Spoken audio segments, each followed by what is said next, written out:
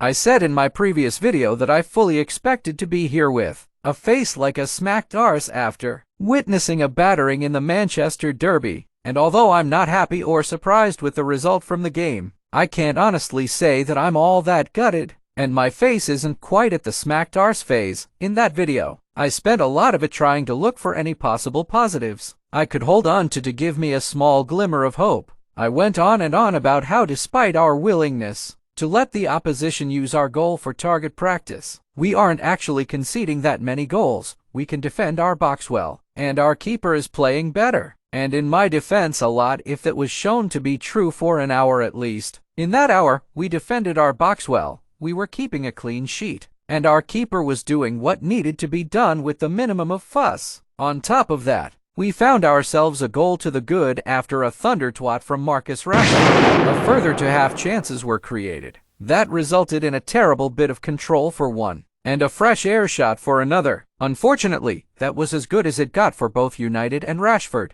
as the constant wave of attacks got to be too much. City's equalizer came from one of United's intermittent breaks on the counter. A long ball into space for Rashford to run into shouldn't be too much cause for concern. But as United fans have become increasingly familiar with, Rashford went down under the merest of touches pleading for a free kick that was never coming before he even hit the turf. Seconds later, and Foden was given too much space, which allowed him to power a shot into the same top corner that had been battered less than an hour before. With that, City went for the win, and they brought on an extra forward as Ten Hag looked forlornly at the 5 players under 21 sat staring back at him from our bench. City went ahead soon after that, and extended that lead even further minutes later, while United brought on 2 youngsters, and Antony in the admirable pursuit of a way back into the game that was never coming. A repeat of last season's 6-3 never seemed to be on the cards, to be honest, with Ten Hag clearly learning from last season's game, and adopting a far more pragmatic approach. But let's not kid ourselves, even at 1-0, there weren't many United fans who expected that state of affairs to last the whole match. We needed 1, if not 2 more goals before we started to believe we would come away with at least a point. The defense, generally speaking, was very good. Onana Varane in particular having good games. Unfortunately, that was about it for standout performances, as the roles the most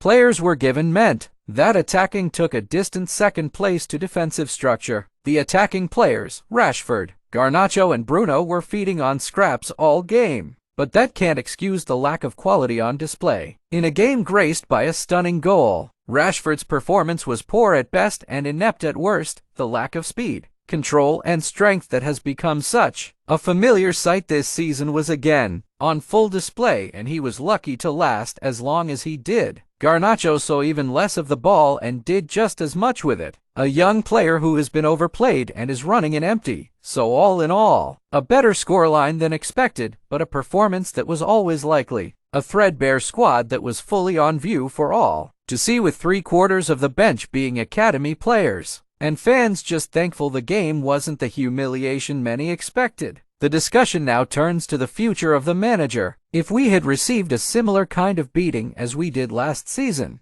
I think certain parts of the media and fanbase, to be honest, would be screaming from the rooftops that Erik Ten Hag will be fired at the end of the season. In fairness, those people will still be screaming from the rooftops even now. But away from those people, will the consensus have changed all that much? Were we any worse than many people actually expected? Were we better? Or did the match go true to form? For me, the needle hasn't moved much from where it was prior to the kickoff. Ten Hag is still having to deal with a squad of players he either doesn't want, and the players he does want are for the most part injured or underperforming on a regular basis. Significant injuries to Martinez, Malaysia, Mount, Shaw, Casemiro and latterly Højlund have taken nearly a third of his possible starting 11. Underperform Rashford and Antony have meant that Garnacho has had to be played far too much and far too many players that he doesn't want. For instance, Maguire, Lindelof mainly have played far too much. This isn't to solely place the blame on the players, as Ten Hag hasn't helped himself with his setup and substitutions, but I'm still of the belief that give him the proper support, buy the players he wants, sell the ones he doesn't, and see how much better it is